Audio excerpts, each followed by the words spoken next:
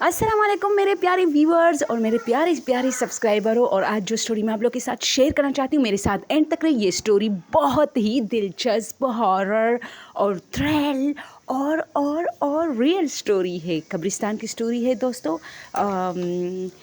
आप लोगों को तो पता है कब्रिस्तान में किसी का कोई काम ही नहीं होता, इसीलिए वो जगह काफ़ी सुनसान होते हैं और वो एक अलग दुनिया है। यानी जैसे यहाँ ये जो हम लोग चलते फिरते हैं ये ज़िंदा लोगों की दुनिया है, तो वो मरे हुए लोगों की एक दुनिया है जो बहुत खामोश है।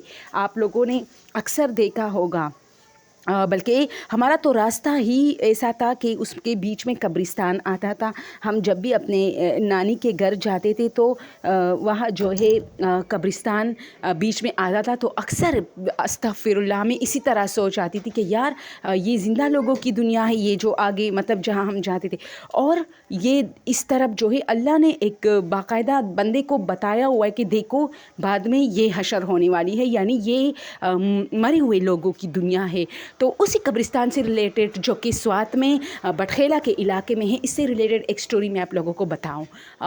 एक शख्स अपनी उनकी मामा जो है, उनकी जो मॉम होती है, उनकी डेथ हो जाती है। तो वो क्योंकि माँ बाप के लिए बच्चे जो है करते हैं इसारे सवाब पहुँचाने के लिए, खैरात करते हैं, सदक़े करते हैं। और सबसे जो बेस्ट चीज़ है वो है कुरान मजीद की तिलावत, सूरा यासीन की तिलावत, इस तरह ताकि अगर उन पर कोई अज़ाब वग़ैरह है तो उसमें कमी आ जाती है। और ये बिल्कुल सही बात है। तो दोस्तों सबसे ज़्यादा बेहतर तो ये कि बंदा अपनी ज़िंदगी में जब तक वो ज़िंदा है हर चीज़ का ख़्याल रखे, सदका खैरात करे, क्योंकि उनको उनके जो काम वही चीज़ें आएगी, वही अच्छाइयाँ आएगी जो उसने ख़ुद अपने हाथों से की है। लेकिन बच्चे भी करते हैं। तो एक शख्स आता था अपनी माँ के कब्र पे, मतलब वो कुरान मजीद की तिलावत करता था, वहाँ बैठ जाता था। तो वो कहता था कि इसी तरह मैं रोज़ आता था काम से, जब शाम के टाइम यानी 4-5 बजे जब दुकान बंद करके घर आता था, तो सीधा जो है मेरे पास दुकान में, शॉप पे मैंने कुरान मजीद रखी थी जिसमें मैं तिलावत करता था। तो वो मैं लाता था और वहाँ कुरान मजीद की तिलावत करके फिर घर चला जाता था। जिस तरह मैंने कहा कि वो वहाँ हमारा रास्ता पड़ता था उस कब्रिस्तान पे, तो उस शख्स का भी इसी तरह था कि वो कब्रिस्तान के मतलब बीच में कब्रिस्तान आता था जिसमें उसकी माँ का कब्र था। तो वो वहाँ कुरान मजीद की तिलावत भी करता था, फिर चला जाता था अपने घर। तो वो कहता है कि अक्सर मुझे ख़्याल आता था और मैं सारे मुर्दों के लिए बख्शिश की दुआ करता था और सारे जो है कब्रों पर वो तिलावत में इस तरह शुफ करता था। तो एक दिन मैं इसी तरह इसी कब्रिस्तान पे रात के टाइम आ रहा था, लेकिन मैं दुकान से नहीं आ रहा था, किसी और की डेथ हुई थी। तो उसकी जो है कब्र खुदाई के लिए मतलब एक ऐलान होता है ना हम मुसलमानों में, कि मोहल्ले के लोगों से दरख्वास्त है कि वो जनाजे की तैयारी करें और कब्र की खुदाई में हिस्सा ले। तो लोग चले जाते हैं जहाँ मतलब उनके घर वाले रिश्तेदार उनको जहाँ दफनाना चाहते हैं, वो वहाँ मतलब उनके हुजरे में या बैठक में बैठे होते हैं। तो वो लोग फिर कब्र की खुदाई के लिए चले जाते हैं। तो जो लोग बैठे होते हैं पाथा के लिए, वो लोग भी उनके साथ चले जाते हैं। तो वो भी आया था, शाम का टाइम था। तो उसने कहा कि हमने कब्र की खुदाई में हिस्सा ली और बल्कि सब कुछ हो गया, उसको दफनाया गया जिसकी डेथ हुई थी। तो हम सब अपने अपने, यानी पहले तो सब लोग एक ग्रुप में आ रहे थे, सब मस्जिद की तरफ। या तो मुझे मेरी माँ की याद वैसी आई। तो रात का टाइम था, तो मैंने थोड़ा रास्ता चेंज किया, यानी वही कब्रिस्तान था। तो उसने कहा कि मैं इसी तरह मतलब अपनी माँ की कब्र पे आया, चूँकि मुझे तो याद था, अंधेरा बहुत था। वैसे मैंने मोबाइल पे लाइट जो है लगाई थी, रोशनी लगाई थी। तो मैंने अपनी माँ के बिल्कुल बैठ गया और उनसे बातें करने लगा। वो कहता है कि मैं घंटों बैठा था, क्योंकि उन बातों में मैं इतना गर्क हुआ था, इतना जो है उन बातों में मेरा जो है ध्यान चला गया था कि मैं घंटों अपनी माँ से बातें करता रहा, लेकिन मुझे एहसास ही नहीं हुआ। टाइम का जनाजा जो है वो 9 बजे से 10 बजे तक सब कुछ दफनाया गया था। अब 2-3 घंटे मुझे हुए कि मैंने सारे मुर्दों के लिए, अचानक मैंने घड़ी की तरफ देखा, मोबाइल की तरफ। तो वहाँ जो है 1 बज रहा था, कुछ ऊपर हुआ था 1 से। तो मैंने जल्दी जल्दी दुआ मांगी और सारी मुर्दों के लिए, और जो नए शख्स को दफनाया गया था उसके लिए। और वहाँ से जैसे ही मैं जाने लगा, किसी ने मेरे कंधे पे हाथ रखा। मैंने पीछे देखा तो एक बूढ़ा शख्स था। उसने मुझे कहा, बेटा इतनी रात को कब्रिस्तान में क्या कर रहे हो? तो मैंने कहा, अंकल वो जो है अभी जो है डेथ हुई थी तो उसको दफनाना थी, तो ये मेरी माँ का कब्र है, फिर मैं यहाँ आया पता ख्वानी करने या जो भी उसे कहते हैं। तो उस शख्स ने कहा, ऐसा नहीं करते, दिन के टाइम आया करो, ठीक है? मुर्दे को दफनाया तो वापस जाना था तुम्हें, इसी तरह नहीं आया करो। ये नहीं, मुर्दे किसी को कुछ नहीं कहते, लेकिन ये जगह चूँकि सुनसान होता है तो कुछ भी हो सकता है, डकैतियाँ, चोरियाँ, या वैसी ही कुछ टॉमी टाइप के लोग बैठे होते हैं, सिगरेट नशा आवर लोग बैठे होते हैं। ओबियसली वो जगह उनकी छुपने के लिए एक बहुत ही सही जगह होती है। तो उस शख्स ने कहा कि मैंने उनसे कहा कि हाँ ठीक है, मैं नहीं आता, लेकिन पहली बार रात के टाइम ऐसे ही बस आया। तो मैंने सोचा अपनी माँ से थोड़ा मतलब मुझे याद आ रही थी, तो बातों बातों में टाइम काफ़ी गुजर चुका है। तो उसने कहा, अच्छा तो तुम अपनी माँ से बातें भी करते हो? तो वो हंसा कि नहीं, बस मैं उनसे कुछ सवालात कर रहा था, मुझे जवाब नहीं मिला, लेकिन मैं जा रहा हूँ। उसने कहा, मैं जैसे ही वहाँ से निकला वो शख्स मैंने 2-3 बार पीछे देखा तो वो खड़ा था, मतलब उसी इस तरह खड़ा था, मुझे देख रहा था।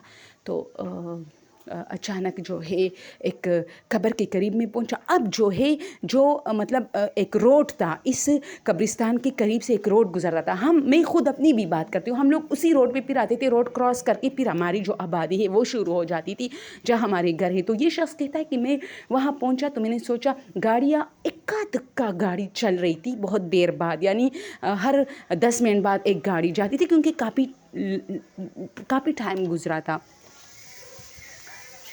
तो उसने कहा कि मैं जैसी ही मैंने सोचा अब मुझे रोड नज़र आ रहा है, लेकिन मैं अब भी कब्रिस्तान में हूँ और इस तरह 2-3 मिनट का फ़ासला है। तो एक कब्र पे एक शख्स बैठा था, बहुत रो रहा था। तो मैं वहाँ खड़ा हुआ। वो कहता है, अजीब बात थी, जब से मेरी माँ की डेथ हुई थी मुझे कब्रिस्तान से मोहब्बत सी हो गई थी। यानी मुझे पता ही नहीं चलता था कि क्या टाइम है। मैं समझा था ये एक अलग दुनिया है और यहाँ भी लोग हैं और उनसे मतलब बातचीत करनी चाहिए, उनको अपने दिल का हाल बताना चाहिए, जो मतलब जिनके अपने जो मरे हुए हैं। तो उसने कहा कि मैं उस शख्स के पास गया, मैं समझा इनका कोई मरा है तो ये इसलिए बहुत रो रहा है। तो मैं उसके पास आया और मैंने भी उसके कंधे पे हाथ रखा। मैंने जैसे उसके कंधे पे हाथ रखा मुझे झटका लगा, वही शख्स जो मुझे वहाँ नज़र आया। हालांकि उसकी शक्ल ज़्यादा मुझे वहाँ नज़र नहीं आ रही थी, लेकिन फिर भी मैंने मोबाइल पे एक रोशनी लगाई थी। अब मैं इतना बूढ़ा भी नहीं हूँ, ना मेरी याददाश्त कम है। ये वही शख्स था जो मेरे पीछे खड़ा था।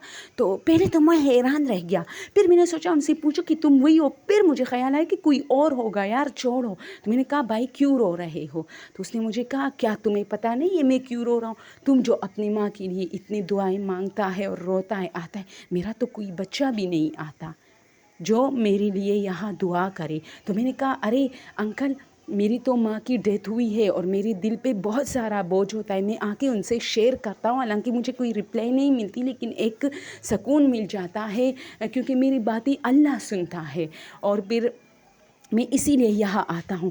आप तो माशाल्लाह ज़िंदा है, आप क्यों रो रहे हो? जब मतलब हम सब ने एक दिन जाना है, तो क्या पता आपके बच्चे भी आया करें। तो उसने कहा, नहीं नहीं, मैं मर चुका हूँ, तुम्हें किसने कहा है कि मैं ज़िंदा हूँ? तो उसने जैसी ये बात की तो वो हंसा, तो मैं भी हंसा कि ये शख्स जो है यहाँ लोग, मैंने कहा ना कि ये जो कब्रिस्तान होती है ये इतनी सुनसान होती है दोस्तों कि अक्सर चोर डकैत इसका फ़ायदा उठाते हैं, चोरियाँ वगैरह वहाँ बांट देते हैं, जो चोरी करते हैं वहाँ चले जाते हैं। और दूसरी बात ये कि वहाँ जो है जितने भी नशा आवर लोग होते हैं अपने नशे जो है कब्रिस्तान में ही करते हैं कि चलो यहाँ पुलिस नहीं आएगा, ये नहीं आएगा वो। तो मैं समझा इस शख्स ने कोई नशा वशा किया है इसलिए यहाँ बैठा हुआ है। तो मैंने कहा, अच्छा ठीक है, मैं चलता हूँ। तो उसने कहा, मत जाओ ना। मैंने कहा, नहीं अंकल, मुझे पहले भी देर हुई है, आपने खुद कहा कि इतनी रात को मत बैठा करो कब्रिस्तान में। तो اس نے کہا کہ ہاں نا اتنی رات کو مت دیکھا کرو، دیکھو آج میں تمہیں ملا ہوں، کل تمہیں کوئی اور ملے گا اور تمہیں جو ہے ڈرائے گا۔ تو میں بہت ڈر گیا، میں نے اس شخص کو دیکھا تو وہ اتنی عجیب نظروں سے، اچانک اس کی جو شکل تھی وہ اتنی عجیب ہوئی تھی جیسے وہ واقعی مرا ہے، اس کے پورے وجود پہ مٹی ہی مٹی تھی۔ پہلے وہ صاف ستھرا تھا، لیکن جب میں نے دوبارہ اس کی طرف دیکھا تو چونکہ اب قبرستان کی اس جگہ پہ جہاں وہ بیٹھا تھا روشنی پڑ رہی تھی، سب کچھ نظر آ رہا تھا، میرے موبائل پہ لائٹ بھی آن تھا، تو میں نے اس کی طرف دیکھا تو اس کا پورا جو سر ہے وہ مٹی سے بھرا تھا، اس کا سب کچھ، اور اس کے سفید کپڑے تھے جو پہلے سفید نہیں تھے لیکن اب وہ سفید ہے، اور مٹی میں جیسے بہت زیادہ کسی نے مطلب مٹی سے نکالے ایسے مٹی لگی تھی اس پہ، اور وہ میری طرف دیکھ کے بہت ہی عجیب، نہ وہ ہنس رہا تھا نہ وہ سیریس تھا، کوئی عجیب سا فیس اس کا نکلا ہوا تھا اور میری طرف دیکھ رہا تھا، اور آنکھیں وحشتناک بڑی بڑی، اور پورے فیس پر مٹی، ہاتھوں پہ مٹی، اور اسی طرح خود کو مٹی سے جاڑ رہا تھا جیسے وہ یہاں مطلب وہ پھر مجھے دھوکہ دے رہا ہے، وہ یہاں کوئی نشہ کرنے آیا تھا تو مٹی سے اس کے، ظاہر سی بات ہے قبرستان میں مٹی ہی مٹی ہوگی تو اس کے کپڑے جو ہے وہ